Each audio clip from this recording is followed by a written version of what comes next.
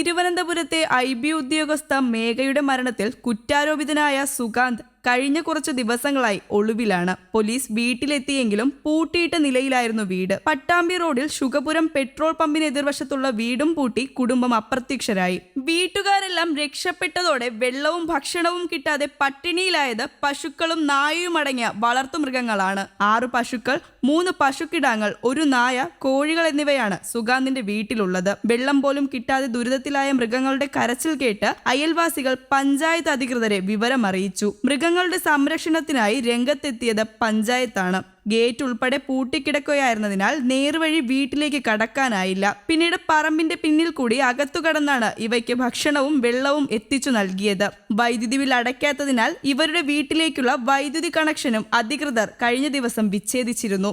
ഇതിനാൽ വളർത്തുമൃഗങ്ങൾക്ക് ശുദ്ധജലം എത്തിക്കാനും പറ്റാത്ത സ്ഥിതിയാണ്.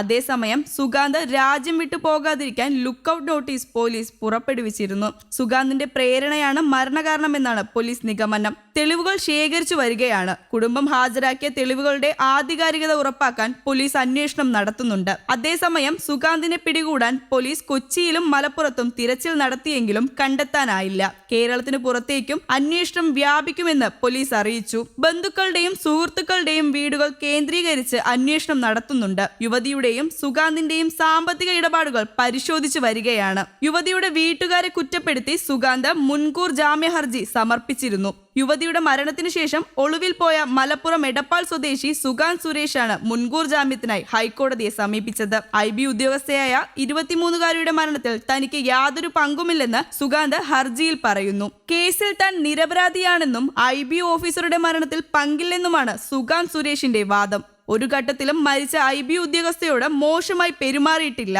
സ്നേഹത്തോടെയും ബഹുമാനത്തോടെയും സുരക്ഷിതത്വം ഉറപ്പുവരുത്തിയുമാണ് എപ്പോഴും ഇടപഴകിയത്. IB ഉദ്യോഗസ്ഥയെ വിവാഹം കഴിക്കാൻ ആഗ്രഹിച്ചിരുന്നു. സത്യസന്ധമായ സ്നേഹവും നിറഞ്ഞ പിന്തുണയുമാണ് എപ്പോഴും IB ഉദ്യോഗസ്ഥയോട് പ്രകടിപ്പിച്ചത്.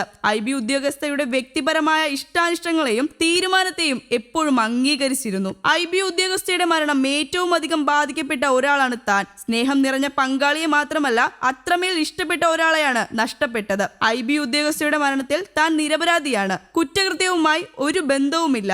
സംശയത്തിന്റെ നിഴലിലേക്ക് തന്നെ ബോധപൂർവം വലിച്ചിടുകയാണ്. IB ഉദ്യോഗസ്ഥയുടെ മരണത്തിലേക്ക് നയിക്കുന്ന ഒരു പ്രവൃത്തിയും തന്റെ ഭാഗത്തുനിന്ന് ഉണ്ടായിട്ടില്ല. അനാവശ്യമായി തന്നെ സംശയിക്കുകയാണെന്നുമാണ് ഹൈക്കോടതിയിൽ നൽകിയ മുൻകൂർ ജാമ്യാപേക്ഷയിൽ സുഗാന്തിന്റെ വാദം. എന്നാൽ സുഗാന്തിന്റെ ശാരീരിക, മാനസിക, സാമ്പത്തിക ചൂഷണത്തെ തുടർന്നാണ് യുവതി മരിച്ചതെന്ന് കുടുംബം ആവർത്തിക്കുന്നു. യുവതി ഗർഭചിത്രം നടത്തിയതിനായുള്ള വിവരങ്ങൾ പോലീസിൽ നിന്ന് അറിഞ്ഞതായും കുടുംബം പറയുന്നു. 2024 ജൂലൈയിൽ തിരുവനന്തപുരത്തെ സ്വകാര്യ ആശുപത്രിയിൽ വെച്ച് യുവതി ഗർഭചിത്രം നടത്തിയതുമായി ബന്ധപ്പെട്ട തെളിവുകൾ പോലീസിന് ലഭിച്ചിരുന്നു. ഗർഭചിത്രം നടത്തിയതിന്റെ രേഖകൾ ഉൾപ്പെടെ കുടുംബം കൈമാറിയിട്ടും സുഗാന്തിനെതിരെ കേസെടുക്കാൻ പേട്ട പോലീസ് തയ്യാറായിട്ടില്ലെന്നും കുടുംബം ആരോപിക്കുന്നു. News desk, Kerala Kaumudi.